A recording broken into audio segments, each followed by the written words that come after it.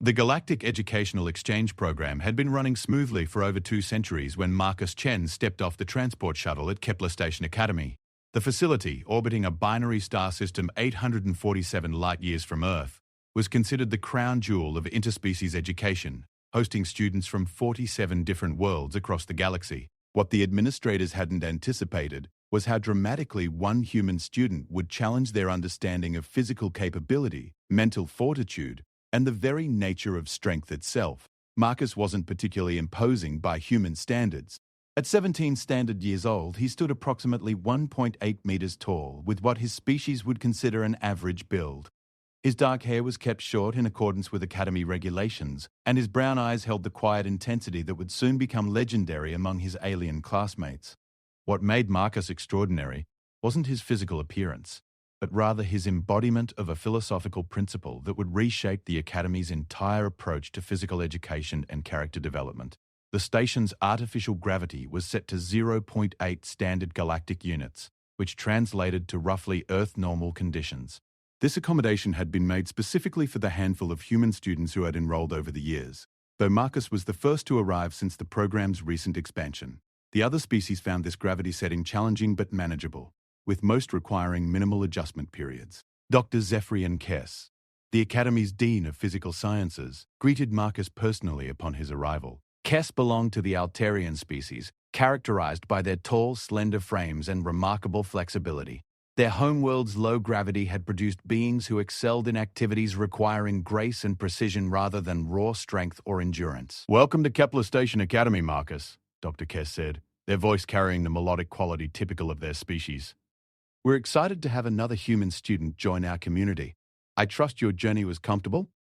Marcus nodded respectfully, shouldering his modest duffel bag with an ease that didn't go unnoticed by the observing students gathered in the docking bay. "Thank you, Dr. Kess. I'm honored to be here and look forward to learning alongside students from across the galaxy." What struck the alien students immediately was Marcus's composure. Unlike many new arrivals who appeared overwhelmed by the station's impressive architecture and diverse population, Marcus seemed to take everything in stride. This calm confidence would soon prove to be just the surface of something far more profound. The Academy's student body was a fascinating cross-section of galactic civilization. The Crystari students, with their silicon-based physiology, moved with deliberate precision but struggled with activities requiring rapid adaptation. The aquatic Nereid students required specialized environmental suits for most activities but possessed unmatched fluid intelligence and problem-solving abilities. The insectoid Vax High worked with incredible efficiency in groups but rarely excelled as individuals, and the energy-based Luminians existing in specialized containment fields brought perspectives that often transcended physical limitations entirely. Marcus's dormitory assignment placed him with Kethvar, a young Vex High whose compound eyes and chitinous exterior initially startled human visitors, but whose gentle nature and intellectual curiosity made him an ideal companion for cultural exchange. Kethvar had been at the Academy for 2 standard years and served as an informal guide for new students. "The physical education requirements here are quite comprehensive," Kethvar explained as he helped Marcus settle into their shared quarters. "Each species is evaluated according to their natural capabilities, with accommodations made for physiological differences. Most students find the program challenging but fair." Marcus unpacked his belongings methodically, including what appeared to be a collection of Earth literature and philosophy texts. Kethar's curiosity was piqued by a particular volume, Meditations by Marcus Aurelius, a work that shared its name with his new roommate. "Is this significant to you?" Kethvar asked, his mandibles clicking in the Vex High equivalent of polite inquiry. Marcus paused in his unpacking, holding the ancient text with obvious reverence. "This book contains one of the fundamental principles that guides my life," he said. "The idea that we must constantly work to destroy our weaker selves in order to become stronger. It's not about physical strength alone, but about mental resilience, moral fortitude, and the willingness to face whatever challenges life presents." This philosophy, rooted in Stoic tradition but evolved through centuries of human thought and experience, would soon be put to its ultimate test in the Academy's gymnasium. The next morning brought Marcus's first encounter with the Academy's physical education program. The gymnasium itself was a marvel of engineering, featuring adjustable gravity fields, atmospheric controls for different species requirements, and equipment designed to challenge beings with vastly different physiological capabilities. Physical education instructor Thane Voss, a member of the reptilian saurian species known for their natural athleticism and competitive spirit, conducted the morning orientation. Voss stood nearly 3 meters tall, with scales that shifted color based on his emotional state and muscular development that spoke to a lifetime of physical excellence. Physical education at this academy serves multiple purposes, Voss announced to the assembled class of 37 students. It builds character, teaches cooperation across species boundaries, and helps each student discover their personal limits and how to transcend them.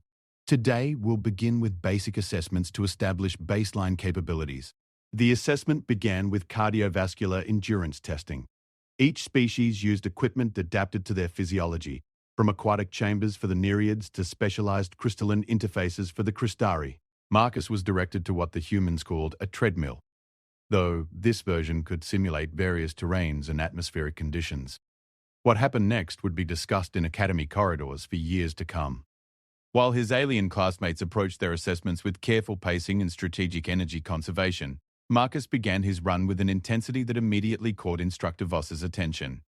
The human's breathing remained controlled and steady even as he increased his pace well beyond what the instructor had expected based on previous human students' performances. Zara Lynn, a graceful Altarian student known for her exceptional performance in precision sports, found herself staring at the human's display monitor. "His heart rate is actually decreasing as he runs faster," she whispered to her companion, a crystalline cristari named Resonance of Deep Stone. Resonance of Deep Stone's harmonic frequencies shifted to express confusion. "This defies our understanding of mammalian physiology." Most organic beings experience cardiovascular stress under such conditions. What they were witnessing was the result of years of disciplined training, but more importantly, the practical application of Marcus's philosophical approach to self-improvement. Rather than simply running, he was engaged in what he privately called destruction of the weak self, systematically identifying and overcoming every impulse to slow down, every whisper of doubt, every moment of physical discomfort that threatened to limit his performance. Instructor Voss found himself faced with a dilemma. The human student had been running at maximum intensity for over an hour, showing no signs of fatigue, while most other students had completed their assessments in 15 to 30 minutes. Marcus's vital signs remained stable, his form perfect, and his expression indicated a state of focused meditation rather than physical strain. "Student Marcus," Voss called out, his scales shifting to a pattern indicating professional curiosity mixed with concern. "You may conclude your assessment. Your cardiovascular capacity has been adequately demonstrated." Marcus gradually reduced his pace, coming to a stop with the same controlled precision he had maintained throughout the run. He wasn't breathing heavily, his skin showed minimal perspiration, and he appeared ready to continue indefinitely. "Thank you, Instructor Voss," Marcus replied calmly. "Should I proceed to the next assessment?" The gymnasium had fallen silent. Students from multiple species stood frozen in various stages of their own assessments, their attention completely captured by what they had just witnessed. For many, it was their first real glimpse of what their human classmate represented, not just another species with different capabilities, but a being who approached physical challenges with a mindset that transcended normal limitations. Cathvar approached Marcus as the class moved to strength assessment stations. "How did you maintain that pace for so long? Your species' physiological data suggests that such performance should have required significant recovery periods." Marcus smiled, appreciating his roommate's genuine scientific curiosity. "The body is capable of far more than we typically ask of it. The real barriers are usually mental, fear of discomfort, attachment to our current limitations, the desire to preserve energy for unknown future challenges. When you systematically eliminate those mental barriers, physical performance often follows." This explanation would prove prophetic as the strength assessments began. The equipment automatically adjusted for each species' capabilities, providing resistance appropriate to their muscle density, leverage advantages, and physiological structure. For Marcus, this meant weights and resistance levels calibrated based on data from previous human students. The human began with what the computer calculated as 85% of his expected maximum capacity, a standard starting point designed to prevent injury while allowing for accurate measurement. Marcus completed the exercise with such apparent ease that Instructor Voss immediately recalibrated the equipment to 100% of expected human maximum. Again, Marcus completed the exercise without visible strain. The resistance was increased to 120% of expected human maximum. Marcus continued without difficulty, his breathing remaining controlled and his movement patterns maintaining perfect form. At this point, students from across the gymnasium began to gather around the human station. Zephyr and Kess, who had been observing from the administrative balcony, descended to floor level to witness the proceedings personally. "Computer," Instructor Voss commanded, "display current resistance level relative to established human baseline." The holographic display showed a figure that caused several students to emit species-specific expressions of disbelief. 180% of established human maximum capacity. Student Marcus, Dr. Kess intervened. "In the interest of safety, perhaps we should conclude this particular assessment." Marcus paused mid-repetition, holding the massive weight steady as he turned to address the dean.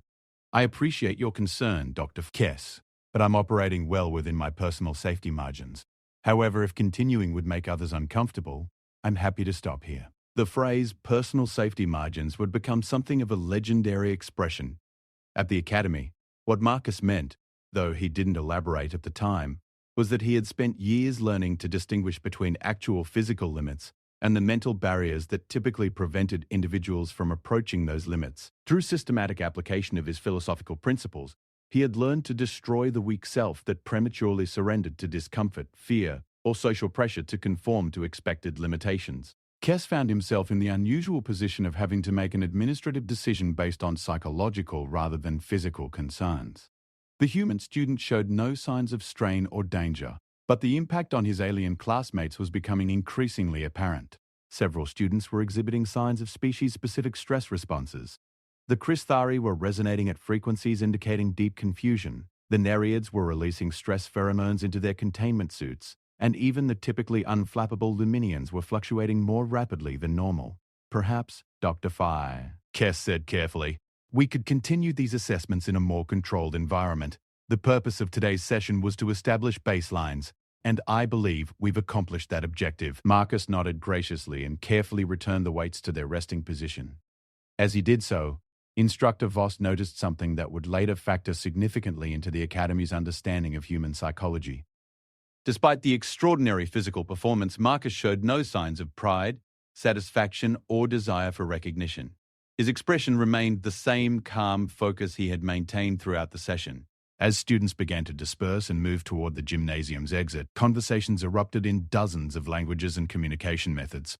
The human's performance had clearly exceeded expectations, but what puzzled many students was his apparent indifference to this achievement. Zara Lynn approached Marcus as he gathered his belongings. "I don't understand," she said in her musical Alterian accent. "You've just demonstrated capabilities far beyond what we expected from your species, yet you seem unchanged by this accomplishment." Marcus considered her question seriously before responding. "The performance itself isn't the goal. It's simply evidence that the process is working. When you focus on constantly improving yourself, destroying the parts of yourself that accept limitations, embrace comfort, or seek validation from others, external achievements become natural byproducts rather than objectives in themselves." This philosophical approach would prove to be the key to understanding not just Marcus's physical capabilities, but his entire approach to life at the academy. Over the following weeks, as regular physical education classes continued, it became clear that his extraordinary first-day performance was not an anomaly, but rather his normal operating level. Part 2. The Deepening Mystery and Daily Revelations. The weeks following Marcus's initial assessment established a new rhythm at Kepler Station Academy. What had initially been dismissed by some faculty members as an impressive but ultimately isolated demonstration gradually revealed itself to be something far more significant. A complete reimagining of what was possible when philosophy and practice merged into a unified approach to human development. Physical education became the most anticipated class period academy-wide, with students from advanced programs and even some faculty members finding excuses to observe the sessions. Marcus's approach to each new challenge followed the same pattern: careful assessment, systematic elimination of mental barriers, and performance that consistently exceeded established expectations for his species. The rope climbing exercise proved particularly memorable. The gymnasium's climbing apparatus stretched 40 meters vertically, with various handholds and obstacles designed to challenge students' problem-solving abilities as much as their physical strength. Most students required 10 to 15 minutes to complete the course, with multiple rest periods and careful planning of their route. Marcus approached the base of the climbing wall and spent approximately 30 seconds studying the available paths. Then, without fanfare or apparent preparation, he began to ascend. His movement pattern defied the careful strategic approach that instructors typically taught. Instead of conserving energy through efficient holds and planned rest positions, he moved with continuous fluid motion, treating the 40-meter vertical ascent as if it were a casual walk. What struck observers wasn't just the speed — he completed the course in under 2 minutes — but the apparent ease with which he overcame obstacles that required other students to stop, plan, and carefully execute complex maneuvers. When he encountered a section where handholds were spaced beyond normal reach, Marcus simply extended his body further than seemed physically possible. When faced with overhangs that required students to support their full body weight with upper body strength alone, he moved through them without hesitation. Kethva, watching from below, chittered in the Vex-high expression of amazement. "It's as if he's operating under different physical laws," he commented to Resonance of Deep Stone. The Crystari students' harmonic frequencies modulated to convey deep thoughtfulness. "I believe the difference lies not in physical laws, but in mental frameworks. Observe how he approaches each obstacle.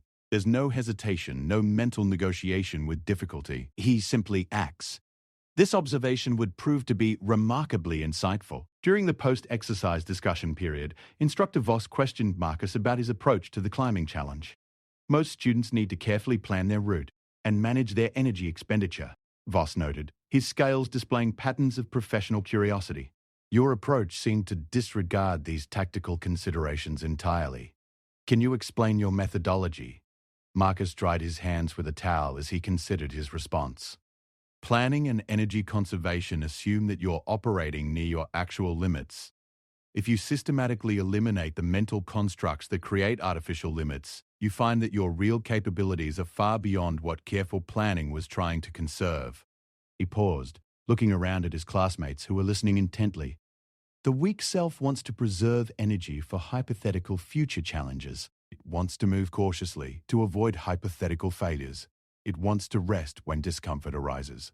When you destroy those impulses systematically, what remains is simply capability and action." Kess, who had been observing from his usual position, found himself taking notes for the first time during a physical education session. The human student's explanation suggested a philosophical framework that transcended mere physical training and entered the realm of consciousness modification. The swimming assessment the following week provided another data point in what was becoming a fascinating case study. The Academy's aquatic facility was designed to accommodate the Nereid students' needs while providing challenging environments for air-breathing species. The facility featured a variety of pools with different atmospheric pressures, water compositions, and current systems. For air-breathing students, the standard test involved a 500-meter swim in conditions designed to simulate the aquatic challenges they might encounter on various worlds throughout the galaxy. Most students completed this distance in 20 to 30 minutes, with several requiring assistance from safety instructors. Marcus entered the water with the same calm focus that had characterized his other assessments. What followed challenged the Academy's understanding of human aquatic capabilities. Rather than employing the efficient swimming techniques typically taught to conserve energy over long distances, Marcus moved through the water with an intensity that should have exhausted him within the first few hundred meters. Instructor Voss monitored his progress from the pool deck, noting that the human's stroke rate remained constant throughout the entire distance. His breathing pattern showed no signs of the gradual degradation that typically occurred as students fatigued. Most remarkably, his speed actually increased during the final 500 meters. "Computer," Voss commanded, "analyze current swimming performance relative to established human aquatic capabilities." The response generated another small crowd of observers. Marcus was maintaining a pace 140% faster than the established human average while showing physiological signs typically associated with warm-up activities rather than sustained maximum effort. Zara Lynn, who had been working on her own aquatic assessment in an adjacent pool, found herself unable to focus on her exercise. "This is impossible," she murmured to herself, then raised her voice to address Instructor Voss. "Are we certain he's maintaining proper safety protocols?" "His performance suggests he might be exceeding safe operational parameters." Instructor Voss consulted his monitoring equipment, which tracked heart rate, oxygen consumption, and various other physiological markers for all students during aquatic exercises. According to all available data, student Marcus is operating well within safe parameters. His vital signs actually suggest he could maintain this performance level for an extended period, as Marcus completed the 1.5-meter requirement and continued swimming. Dr. Kess made a decision that would significantly impact the Academy's approach to human students. Rather than stopping the assessment, he authorized extended monitoring to gather data that might prove valuable for future educational programs. Marcus swam for an additional 3,000 meters before instructor Voss finally requested that he conclude the exercise. When he emerged from the pool, his breathing was only slightly elevated, and he showed none of the fatigue symptoms that other students exhibited after much shorter distances. The post-exercise discussion revealed another facet of Marcus's philosophical approach that deeply impressed his alien classmates. Rather than celebrating his performance or seeking recognition for his achievements, he used the opportunity to encourage other students in their own development. The distance isn't what matters, he explained to a group of students who had struggled with the swimming requirement. What matters is that you continued when your mind told you to stop. Every time you push past those mental barriers, you become stronger, not just physically, but in every aspect of your life. This supportive attitude began to transform the social dynamics within the physical education program.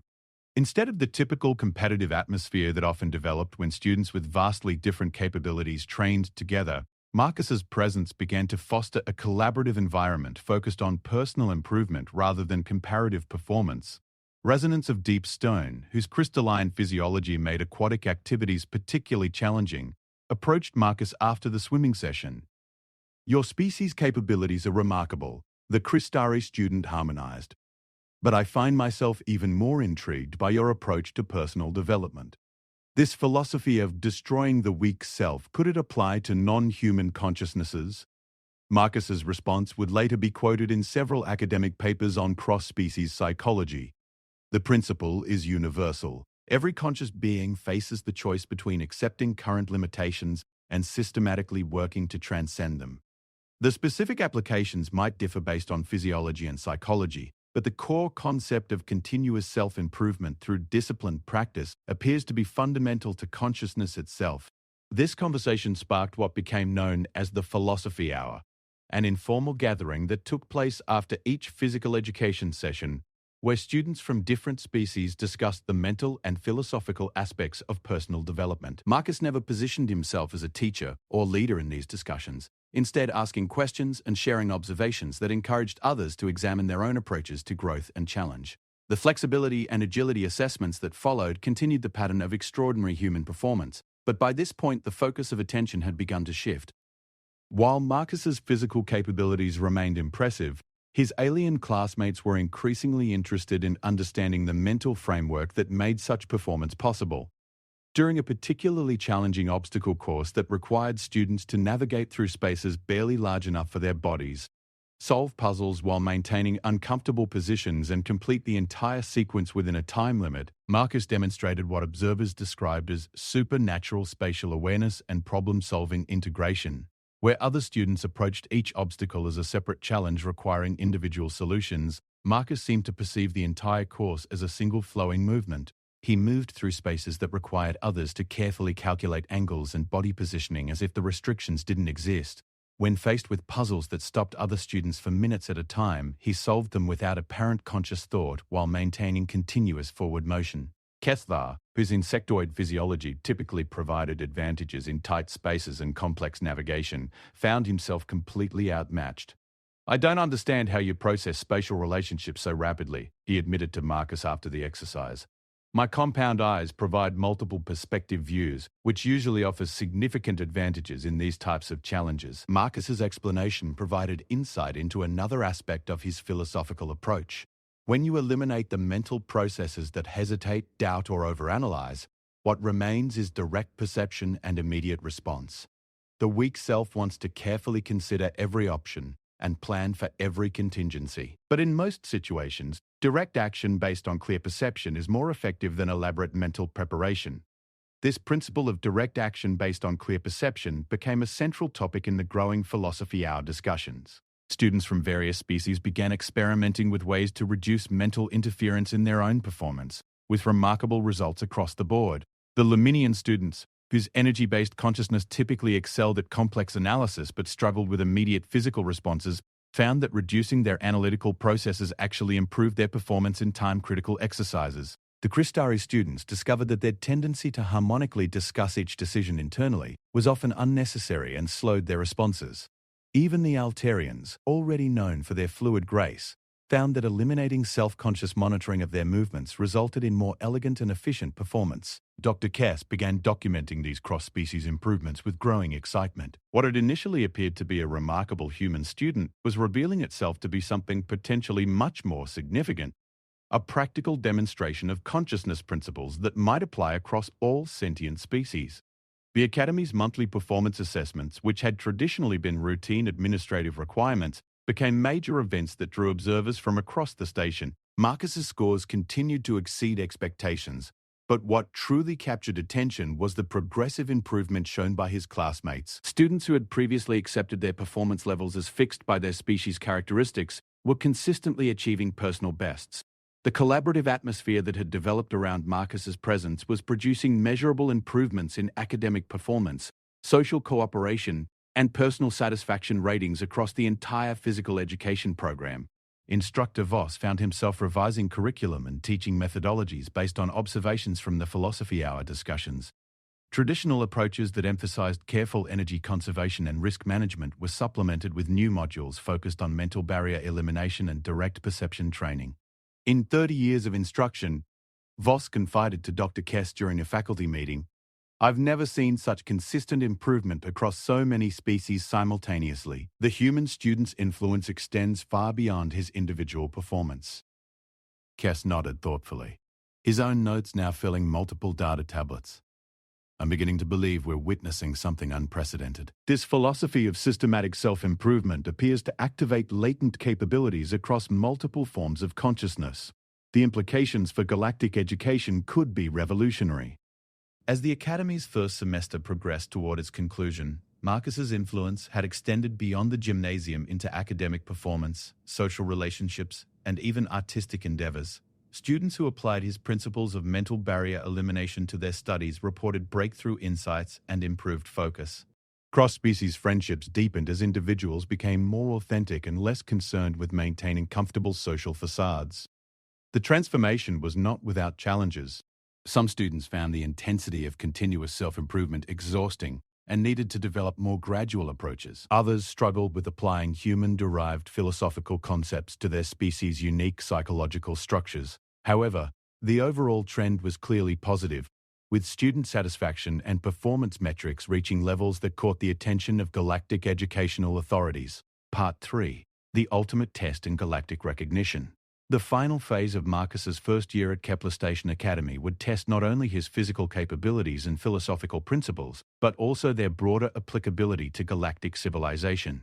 What began as one human student's approach to physical education was about to undergo scrutiny that would determine its potential impact on interspecies understanding and cooperation. The Academy's annual Interspecies Challenge had been a tradition for over 50 years. Designed to showcase the unique capabilities of each species while fostering cooperation and mutual respect, the event featured competitions that required teams to leverage their diverse strengths to overcome complex, multifaceted obstacles.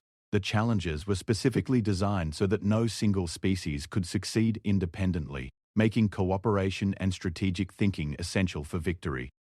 Kess announced that this year's challenge would be particularly significant, as representatives from the Galactic Educational Council would be attending to evaluate new pedagogical approaches being developed at the Academy. The scrutiny would be intense, with implications for educational policy across hundreds of worlds.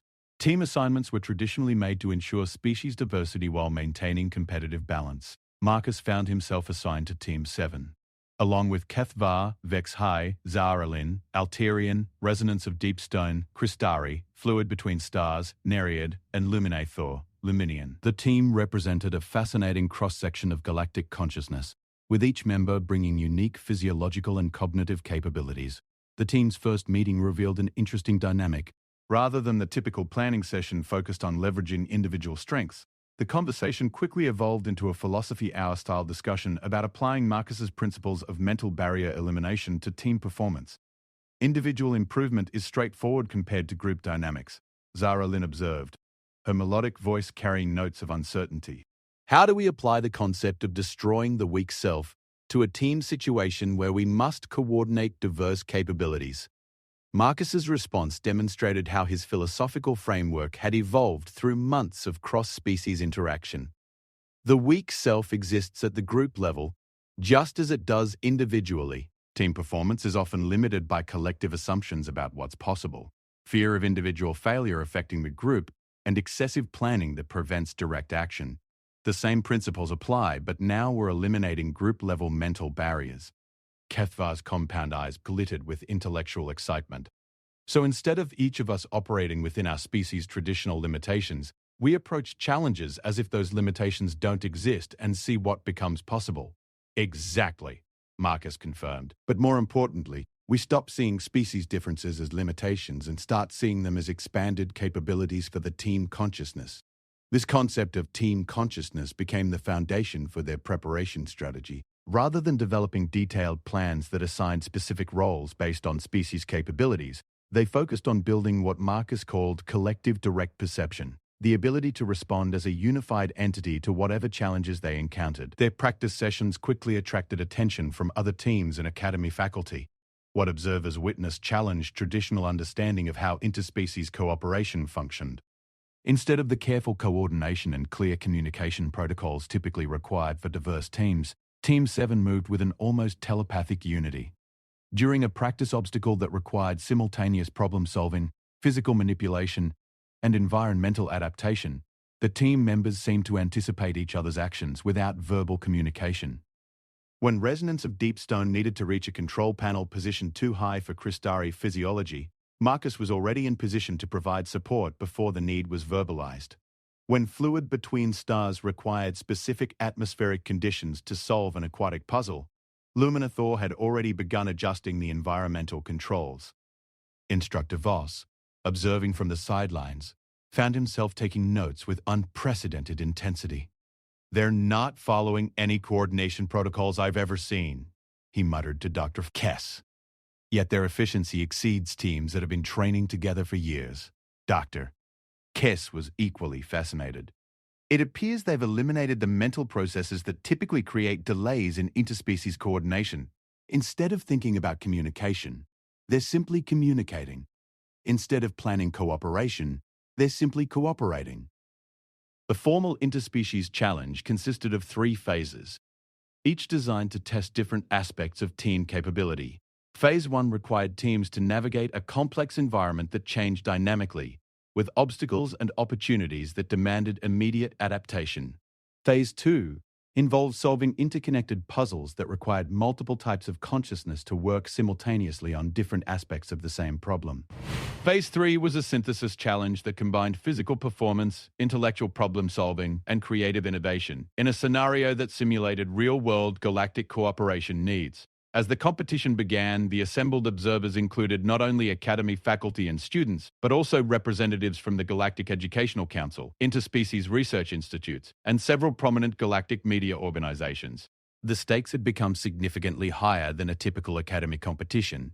Team 7's approach to Phase 1 demonstrated the practical applications of their philosophical training in ways that stunned the audience. As the environment shifted around them, creating new obstacles and opportunities every few minutes, they maintained continuous forward momentum without the pause and plan cycles that characterized other teams' approaches. When a chasm opened that appeared too wide for safe crossing, Marcus didn't hesitate to make what seemed like an impossible leap, trusting that his teammates would adapt the situation to make success possible. Simultaneously, without discussion, Luminathor modified the gravitational fields in the crossing zone, while resonance of deep stone created harmonic frequencies that provided additional propulsion. The impossible leap became a graceful arc that positioned Marcus perfectly to anchor safety lines for his teammates. This pattern repeated throughout Phase 1, with each apparent obstacle becoming an opportunity for the team to demonstrate capabilities that exceeded the sum of their individual parts. They completed the phase in roughly half the time required by other teams. But more importantly, they did so with an elegance and unity that suggested an entirely new model for interspecies cooperation. Phase 2's interconnected puzzle system had been designed to require extensive communication and coordination between team members working on different puzzle components. Traditional approaches involved careful allocation of tasks based on species capabilities, with complex communication protocols to share information and coordinate solutions.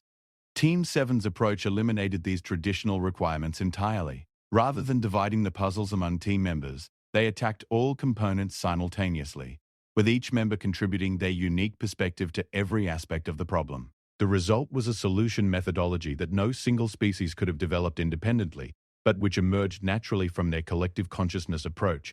Zara Lin's spatial reasoning capabilities merged seamlessly with Kethvar's pattern recognition abilities. Fluid between stars' fluid intelligence interfaced directly with Lumina Thor's energy-based processing systems. Resonance of Deep Stone's harmonic analysis provided the underlying structure that unified all other approaches. And Marcus's human intuition and barrier elimination training served as the catalyst that allowed these diverse capabilities to function as a unified problem-solving entity. The observers watched in fascination as Team 7 solved puzzles that other teams were still analyzing. Their approach seemed to bypass the traditional limitation that required understanding a problem before solving it. Instead, they engaged directly with each challenge and allowed solutions to emerge from their collective interaction with the puzzle systems.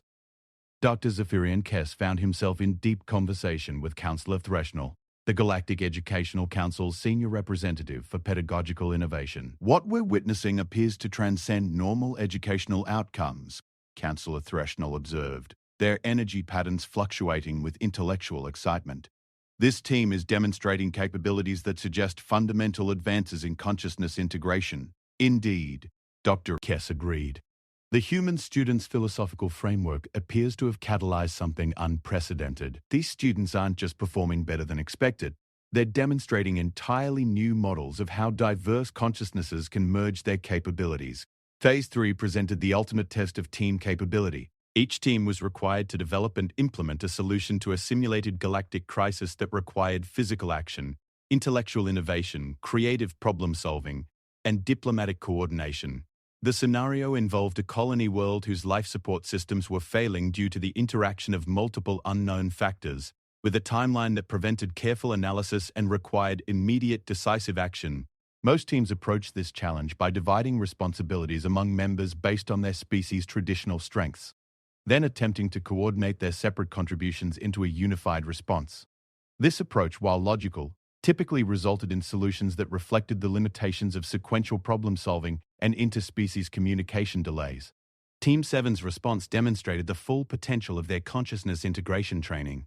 Rather than dividing the problem, they approached it as a single entity with multiple processing capabilities. Marcus's human intuition for crisis response merged with Kethvar's analytical abilities to rapidly identify the most critical system failures. Zara Lin's precision and resonance of Deep Stone's harmonic analysis worked together to develop technical solutions. Fluid between stars adaptability and Lumina Thor's energy manipulation capabilities enabled implementation of repairs that no single species could have accomplished.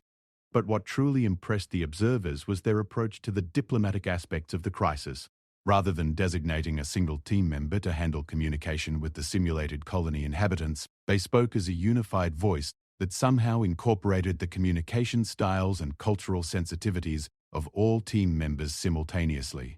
The colony inhabitants, portrayed by Academy faculty members representing various galactic species, found themselves interacting with a team that seemed to understand and respond appropriately to cultural nuances that typically required extensive training or prior experience with each species. Team 7's responses demonstrated not just technical competence but also the emotional intelligence and cultural awareness necessary for effective galactic cooperation. And the simulation concluded, Team 7 had not only resolved the crisis, but had done so in a manner that strengthened relationships with the colony inhabitants and established frameworks for preventing similar problems in the future. Their solution was comprehensive, elegant, and demonstrated capabilities that exceeded what any individual species could have achieved. The judges' deliberation was brief. Team 7's performance had so clearly exceeded all other teams' results that the outcome was never in doubt. However, the significance of their victory extended far beyond a typical academic competition. Councillor Threshnell's post-competition address to the Academy community would be quoted in educational policy documents across the galaxy. What we have witnessed today represents a potential breakthrough in our understanding of consciousness, cooperation, and education. This team has demonstrated that the barriers we typically accept as natural limitations of interspecies cooperation may actually be artificial constructs that can be systematically eliminated through proper training and philosophical framework. A counselor continued, "The implications extend beyond educational policy into the realm of galactic governance, diplomatic relations, and our fundamental understanding of what becomes possible when diverse consciousnesses learn to function as integrated entities rather than separate species attempting to coordinate their differences." Dr. Kess found himself at the center of attention as galactic media representatives and educational researchers sought to understand how the Academy had developed such remarkable results.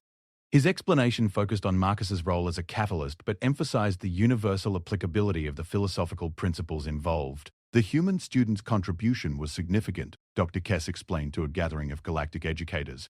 But the real breakthrough came when students from multiple species began applying these consciousness modification principles to their own development. What we've discovered is that the mental barriers limiting individual performance also limit interspecies cooperation, and both can be addressed through similar methodologies. The weeks following the Interspecies Challenge brought delegations from educational institutions across the galaxy to observe the Academy's programs. Marcus found himself in the unusual position of being simultaneously the center of attention and committed to avoiding personal recognition in favor of promoting the broader principles involved. His approach to this situation demonstrated the maturation of his philosophical framework through cross-species interaction, rather than accepting invitations to speak at galactic conferences or participate in media interviews. Kess, when declining yet another invitation to present his methods to the Galactic Educational Council. The goal is to make these principles available to anyone who wants to transcend their current limitations. That happens through institutional integration, not individual celebrity. This response epitomized what observers had come to recognize as Marcus's defining characteristic: the systematic elimination of ego-based motivations in favor of service to broader principles. His influence on the Academy hadn't come through traditional leadership or teaching methods, but through consistent demonstration of philosophical principles in action.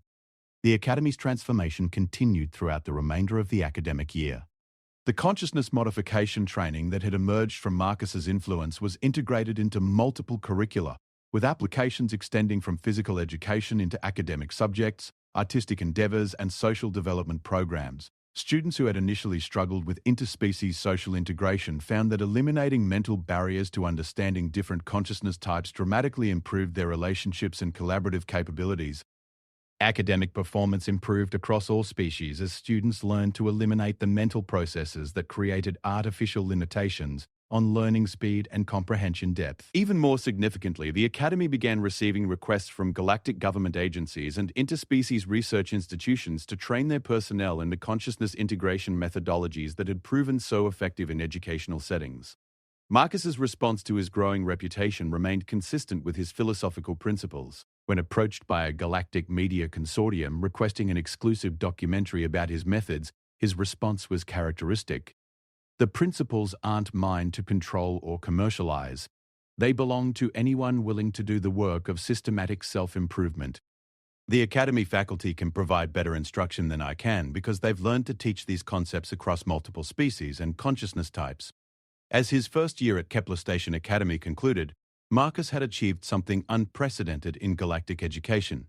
He had demonstrated that philosophical principles developed within one species' cultural context could be adapted and applied across the full spectrum of galactic consciousness, producing improvements in individual performance, interspecies cooperation, and collective problem-solving capability.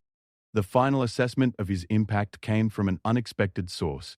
HFY, whose initial role as Marcus's roommate and cultural guide had evolved into a deep friendship and philosophical partnership, presented a paper to the Academy's annual research symposium titled "The Universal Application of Consciousness Modification Across Species Barriers." The paper's conclusion captured the essence of what Marcus had brought to the galactic educational community.